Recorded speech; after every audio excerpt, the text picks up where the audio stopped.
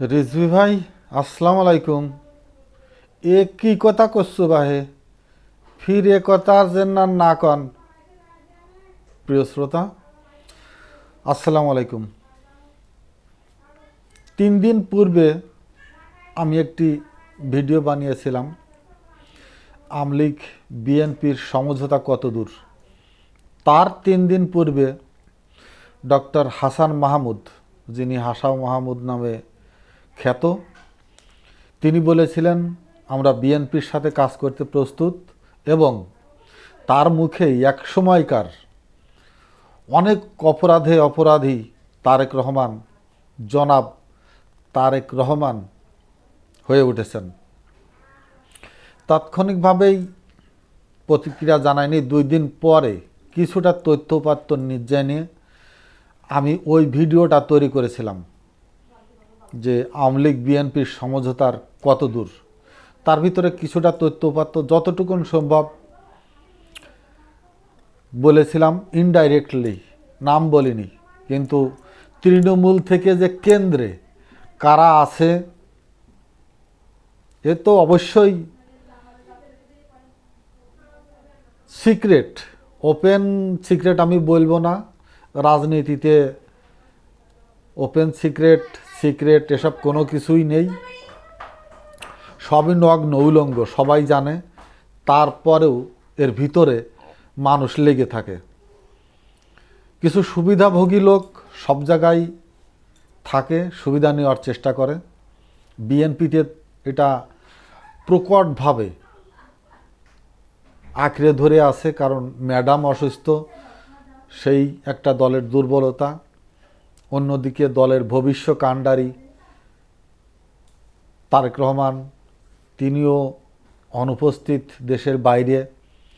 2-4 জন বা 8-10 জন লোক তার কাছে যেটা বলছে, মিডিয়াতে যেটা দেখছে, উনি সেটার উপরে নির্ভর করেই সিদ্ধান্ত নিচ্ছেন বা পরিচালনার যতটুকুন সম্ভব দায়িত্ব বহন করছেন। এর আগে আমরা রিজভিকে অনেক ধরনের নাটক করতে দেখেছি। বোরকা পরে কখনো পালিয়ে গেছেন হাসপাতাল থেকে, অফিসেই রান্নাবাড়া করে অফিসেই খাচ্ছেন, অফিসের ভিতরে অনেক নির্যাতিত হচ্ছেন, বহুত কিছু ফিকির ফাকার হয়েছে। আবার এই রিজভি সাহেবই কোনো জেলার আহ্বায়ক কমিটি অনুমোদন করেছেন, পরবর্তীতে আবার সেই জেলায় চিঠি পাঠিয়ে দিয়েছেন যে এই আহ্বায়ক সাহেব জেলার সভার সভাপতি হইতে পারবেন না। রিজভি ভাই, তৃপ্তি যাওয়ার পরেই তো আপনি যশোরের তৃপ্তি, তারপরে তো আপনি দপ্তর সম্পাদক। কত বছর হইল? 15 বছর তো অবশ্যই, 16-17 বছর অবশ্যই আছেন একই পদে। তা দেশ গণতন্ত্র করতে হলে দলই তো গণতন্ত্র সিস্টেম নাই। একটা পদ, একটা লোক এতদিন কিভাবে আঁকড়ে ধরে থাকে? এটা কি বিএনপির কোনো সাংগঠনিক অবকাঠামো, রেজুলেশন বলেন, কি বলে এটা? কতদিন একটা লোককে একটি পদে রাখা বাঞ্ছনীয়? যত বড় বিশ্বস্ত লোকই হোক না কেন, দলের সেক্রেটারি, কোষাধ্যক্ষ, দপ্তর সম্পাদক, কিছু কিছু পোস্ট আছে, স্থায়ী কমিটি বলেন বা ভাইস প্রেসিডেন্ট, অন্য যে পদগুলো সেগুলোর সহসভাপতি, এগুলো দীর্ঘদিন থাকতে পারে এপিট ওপিট করে, সিরিয়াল আপ ডাউন করে, বা দলের সিনিয়রিটি অনুযায়ী থাকতে পারে। কিন্তু রানিং যে পোস্টগুলো, যেগুলো মূল দলকে পরিচালনার সাথে সরাসরি জড়িত, সেক্রেটারি, দপ্তর সম্পাদক, প্রচার সম্পাদক, কোষাধ্যক্ষ, যারা, এগুলো কতদিন? 2 বছর বা 2 বছর করে 2 দুগুণী 4 বছরই যথেষ্ট। এর উপরে গেলেই তার শেকড় অনেক দূরে প্রথিত হয় এবং ওই শিকড় তুলে আনা কষ্ট হয়ে যায়। তার নিজস্ব একটি অঙ্গন তৈরি হয়ে যায়, নিজস্ব একটি ব্যানার তৈরি হয়ে যায়, যার ফলে দলে যে গ্রুপিংটা হয়, কেন এখান থেকে এইভাবেই দলের গ্রুপিংটা সৃষ্টি হয়ে যায়।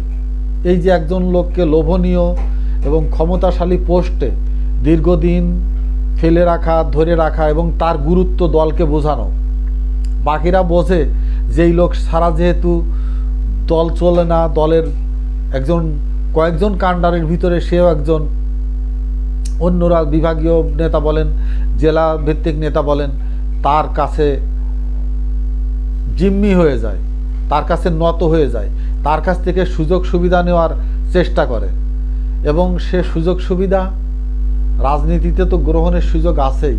আর যারা দীর্ঘদিন এই সমস্ত জায়গায় একটি চেয়ার আঁকড়ে ধরে আছে, যাদের কলমের খোসায় অনেক কিছু হয়, দিন রাত হয়, কমিটি ভেঙে যায়, কমিটি গঠিত হয়, পদ পদবি অদল বদল হয়, তাদের তো কোনো কথাই নেই।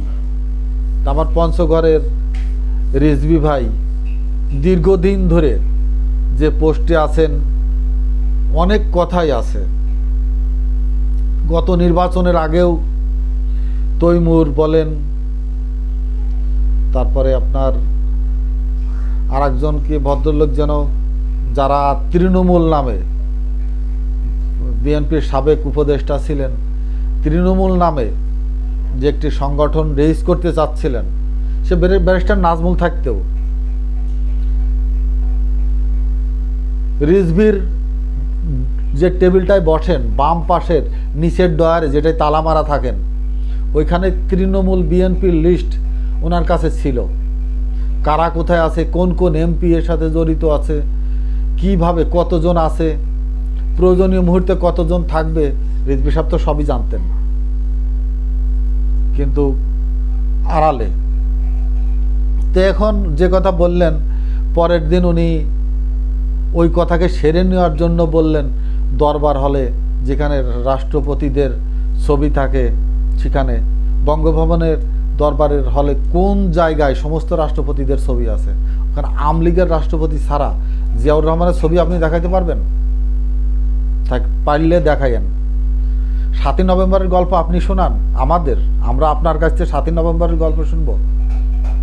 আমরা ফিল্ডের লোক, আমরা হাজির থেকে জানি, আর আপনি গল্প শুনছেন ইনুর কাছ থেকে না মতিয়া চৌধুরীর কাছ থেকে? ইনুর কাছ থেকেও ঘুষ খাইছেন, ইনুর কাছ থেকেও টাকা খাইছেন।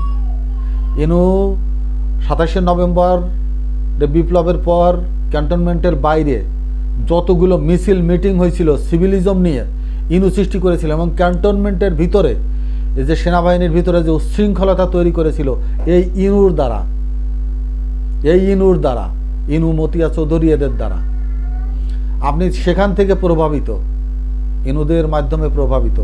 কিন্তু দুঃখের বিষয়, বিএনপি ওই সময়ই হোক, জিয়াউর রহমান সাহেব পরবর্তীতে এসে হোক, যে সময়ই হোক, ইনুর কঠিনভাবে বিচার করতে পারতেন। ওই সময়ের ওই ক্যান্টনমেন্টে সেনাবাহিনীর ভিতরে যে উচ্ছৃঙ্খলতা সৃষ্টি করেছিল, যাদের বাইরের যে ইঙ্গিতগুলা, যেমন বিডিআর হত্যাকাণ্ড ভিতরের থেকে হয়নি, বাইরের ইঙ্গিতে, বাইরের ইশারায়, বাইরের মদদে। ওই দিনও 7ই নভেম্বরও বাইরের ইঙ্গিতে, বাইরের মদদে, রাজনৈতিক দলের ইশারা ইঙ্গিতে ক্যান্টনমেন্টের ভিতরে সেই অফিসার, সৈনিক, বিপ্লব এবং নিহতের হওয়ার পথ সুগম করেছিল এই ইনুরা। আপনি তাদের মুখের গল্প আমাদের শোনান। রিজভী ভাই, পাদের শব্দ দরজায় কাকুর কুকুর শব্দ দিয়ে মিশানো যায় না। আপনি যেটা বলছেন মুখ ফুটে, ওইটা পরে যেটাই বলেন না কেন, ওই শব্দের সাথে এই শব্দ মেলবে না। ওই যে প্রতিবারই শুনি ঈদের পরেই এই হবে সেই হবে, কিছুই হয় না। কাদের সাথে লিয়াজু করে আপনারা কেন্দ্র কমিটিতে বসে বসে ঘুম পাড়ানিয়া গান গেয়ে দলকে কিভাবে নিশ্চিপ করে রেখেছেন। এই 15 বৎসর প্রতিটা জেলার তৃণমূলের লোকেরা হামলা, মামলা, কেস কালাম, বাড়ি ছাড়া, ঘর ছাড়া, সংসার ছাড়া, তাদের জীবনটা মজলুমের থেকেও অত্যাচারে, নিপীড়নে দিশেহারা, পঙ্গুত্ব বরণ করেছে হাজার হাজার মানুষ। আর আপনারা কেন্দ্রে বসে নাটক করেন। আপনাদের কিছু লোকের জন্য বিএনপি যদি ক্ষতিগ্রস্ত হয়, এবং এবার বিএনপির আসার কথা ছিল ক্ষমতায়। আপনাদের মতো কিছু লোকের জন্য, লোকের কথাবার্তা এবং আপনারা যে দীর্ঘ সময় ধরে একটি পদ আঁকড়ে ধরে দলের যে পদের জন্য যে প্রতিযোগিতাকে আপনারা স্তীমিত করে ফেলেছেন। একটি পদে যদি শুধু নির্দিষ্ট কয়েকজন লোকই বসে থাকে, নিচের থেকে আগানোর সুযোগ না পায়, ওই দলে প্রতিযোগিতা থাকে না, ওই দলের নেতৃত্ব তৈরি হয়ে গঠন হয়ে সম্মুখে আসে না। আপনারা দলটাকে গলা টিপে মারার সকল ষড়যন্ত্র করছেন এই কেন্দ্রের কয়েকজন নেতা। আমি কারোর নাম বলছিলাম না ওই দিনও, আজই শুধু আপনি নিজে মুখে বলছেন। যদি আমি অসুস্থ ছিলাম 3 দিন পরে আজ ভিডিওটা করলাম, আপনি নিজের মুখেই আমার সেই ভিডিওর প্রমাণ প্রকাশ করে দিলেন। এবং আরও কারা আছে আপনার সাথে, দয়া করে হয় সংশোধন হন, না হলে দলের সিনিয়র মহাসচিবের সাথে পরামর্শ করে দলের আপনাদের এই পদবিগুলো পুনর্গঠিত করে দলকে একটি ক্লিন ইমেজের দল হিসাবে উপস্থাপন করেন। না হলে আপনাদের এই কথাবার্তা এবং এই যে আঁকড়ে ধরে দলকে শ্বাসরুদ্ধ করে মারার ষড়যন্ত্র হচ্ছে অনেক কষ্টের, অনেক রক্তের, অনেক শহীদের। এবং তিনি নিজেও, জিয়াউর রহমান নিজেও শহীদ হয়েছেন। তার শৌখিন একটা পরিবার, ম্যাডাম খালেদা জিয়াকে আমরা কাছের থেকে দেখেছি, কত শৌখিন, কত আদর্শবান একজন রমণী। সে তার জীবনটা তছনছ হয়ে গেছে এই রাজনীতিতে এসে। এবং আপনাদের কারণে অনেক ক্ষতিগ্রস্ত দল এবং ব্যক্তিগতভাবে পরিবারটাও। আপনারা আর ক্ষতি করবেন না, দোহাই আপনাদের, দলের থেকে সাইড হয়ে যান, ভালো লোককে এইসব জায়গায় আসার সুযোগ করে দেন, দলটা আলোর মুখ দেখুক। এই প্রত্যাশা রেখে শেষ করছি। আসসালামু আলাইকুম।